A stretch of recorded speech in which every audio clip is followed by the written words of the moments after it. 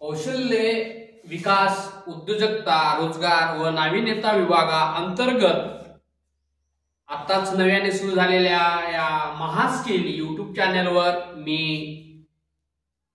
CM गरमडे, शिल्पनिर्देशक जोडारे, Indutai नाकारे, औद्योगिक प्रशिक्षण संस्था देसाईगंज, जिल्हा गडचिरोली आपलं स्वागत करत आहोत। तर विद्यार्थी मित्रांनो, आपण फिटर व्यवसायामध्ये एखाद्या वस्तूची किंवा एखाद्या जॅबची आखणी वगैरे करायची असेल तर आखणी वगैरे करण्या अगोदर आपण त्याचा एक डायग्राम तयार केला जातो। डायमेन्शननुसार त्याची एक आखणी तयार केल्यानंतर ज्यावर मार्किंग करायची असतो त्याच एक मार्किंग टूलचं आपण त्याविषयी माहिती घेणार आहोत, तेच म्हणजे सरफेस गेज। तर विद्यार्थी मित्रांनो, आपण सरफेस गेज मार्किंग करत असताना त्याच्यामध्येच मुख्यतः दोन प्रकार पडतात सरफेस गेजचे। एक आहे फिक्स टाइप सरफेस गेज आणि दुसरा युनिव्हर्सल सरफेस गेज। तर विद्यार्थी मित्रांनो, आता आपण बघणार आहोत फिक्स टाइप सरफेस गेज। आता आपण तुमच्या डोळ्यासमोर बघितलंच, यालाच काय म्हणतो आपण, फिक्स टाइप सरफेस गेज।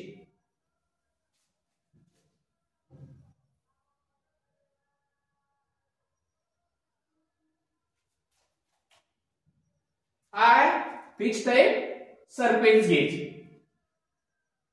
हा बेस आहे, याला काय म्हणतात खालच्या भागाला बेस, पिलर, स्नग आणि त्यालाच बाजूला लागलेला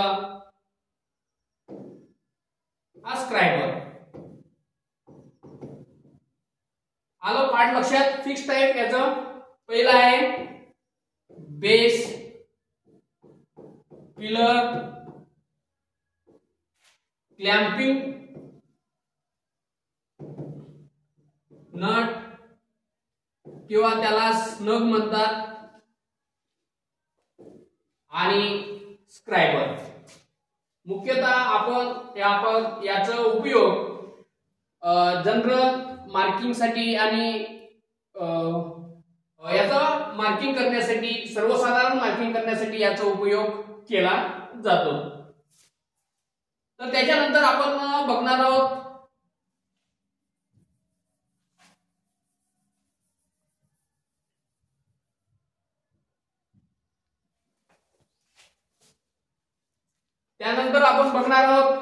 युनिव्हर्सल सरफेस गेज।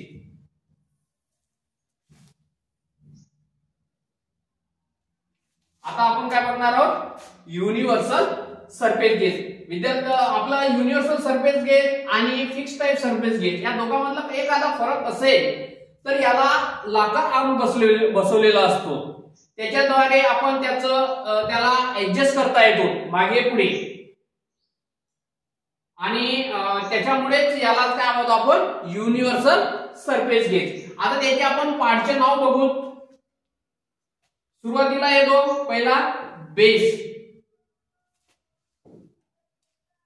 त्याच्यानंतर येतो राकर आर्म, सुरुवातीच्या साईडला बसवलेला असतो, त्याला राकर ऍडजस्टिंग स्क्रू सुद्धा असे म्हणतात। त्याच्यानंतर येतो स्पिंडल नट, आणि हा आहे याला आपण म्हणतो स्पिंडल। त्याच्यानंतर येतो क्लॅम्प, आणि त्या क्लॅम्प मध्येच बांधून आपण मार्किंग वगैरे करण्यासाठी जो यूज केला जातो तो म्हणजे स्क्रायबर। अशा पद्धतीने त्याचं पार्ट आहे।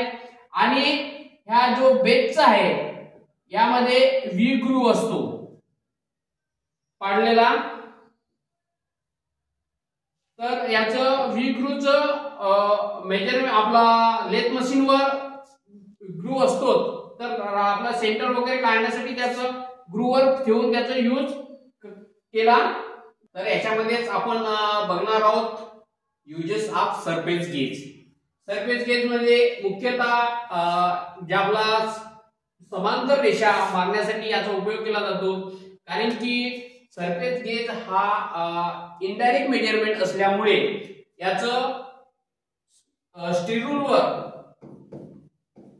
अगोदर मेजरमेंट घेतला जातो, त्याच्यानंतर तेच मेजरमेंट आपण जॅबवर नमूद करत असतो. तर याच्यामध्ये दाखवलेलं आहे सरफेस प्लेट व्ही ब्लॉक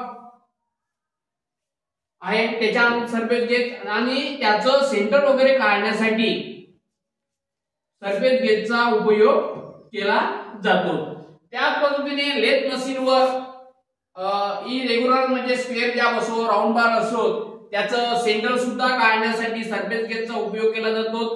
त्याच्यानंतर लेस आपला चक मध्ये पुढच्या चक मध्ये जॅब बांधल्यानंतर त्याचं एकंदरीत म्हणजे सेंटर काढण्यासाठी आणि जॅब ट्रू करण्यासाठी सरफेस गेजचा टूलचा यूज केला जातो.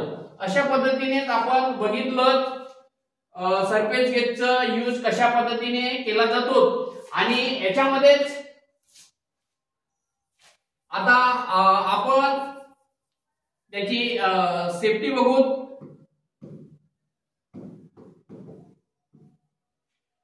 मुख्यतः सरफेस गेजचं मुख्य सेफ्टी म्हणजे जो आपले स्क्रायबर असतात ज्या बसवलेले असतात स्नगवर, ते मुख्यतः धारदार असायला पाहिजे, कारण की त्याच्या सहाय्याने आपण मार्किंग करत असताना एक सरळ रेषा पडू शकतो.